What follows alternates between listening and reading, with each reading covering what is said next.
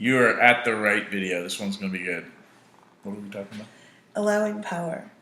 So if you want to be a more powerful person, you want to walk through the world with more power, how can you do it without trampling other people, still being aware of other people, and giving space for other people to have their needs and wants too?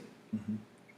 I'm Reid from readaboutsex.com. I'm Cathy from theintimacydojo.com. This is a good one. Good question.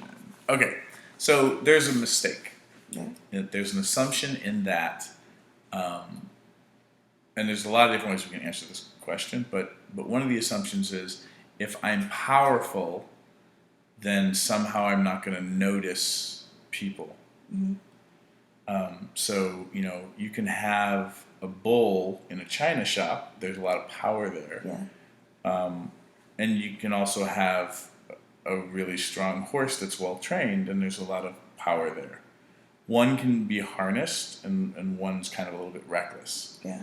We tend to think that power is automatically reckless, or the worry there is that it's going to be reckless. That you won't notice. Yeah, like if you think of notes, if people are singing notes, the powerful note can drown out other people's. But that's a different analogy completely, okay. Right?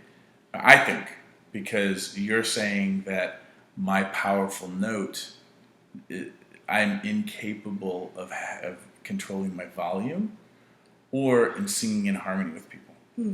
Okay? Mm-hmm. I thought that was good. That's was right off the cuff. Right off the cuff. And I'm not even having thumbs up for like that.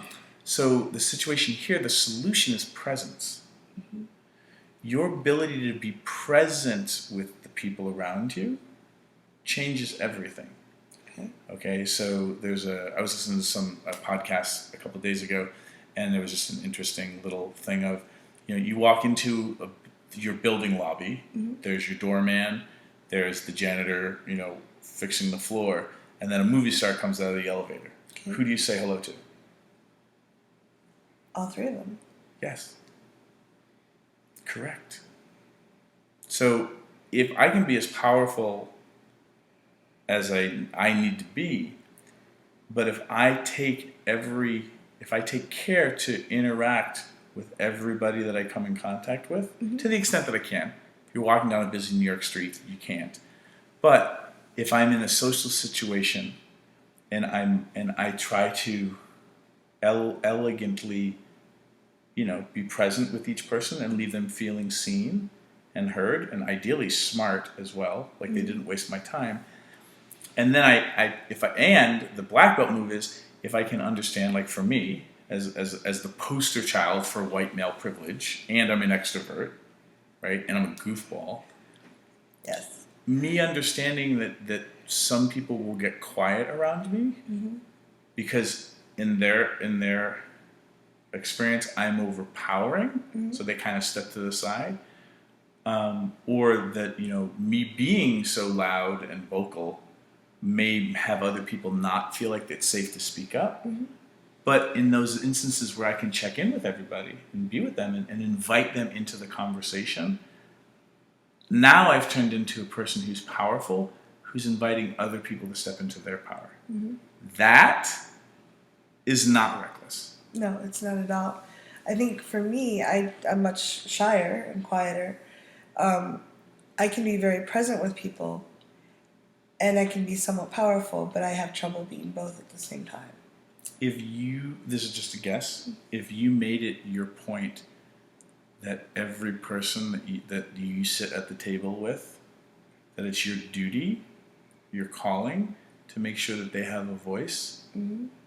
you don't have to be any less or more shy, but that intention will change how people interact with you and see you dramatically. Mm. Interesting, yeah. I think our society gives a lot of role models, a lot of examples of people that have power, as in power over, where they dominate. Yeah. So we don't have a lot of examples of people that are powerful, supportive, powerful, inviting. Yeah. So that, and this is the thing, is like, I know Cathy, I know how much she cares about people. So if we can plug that caring into making sure people have voices, and you leave them feeling seen and heard,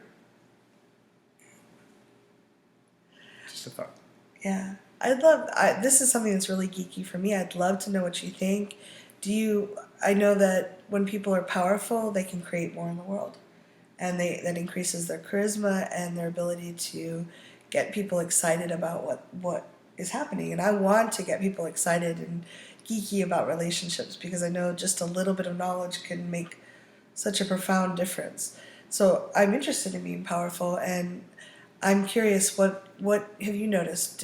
Are you nervous about being powerful? Are you confident? Do you struggle with it? Could you leave us comments below? Let us know.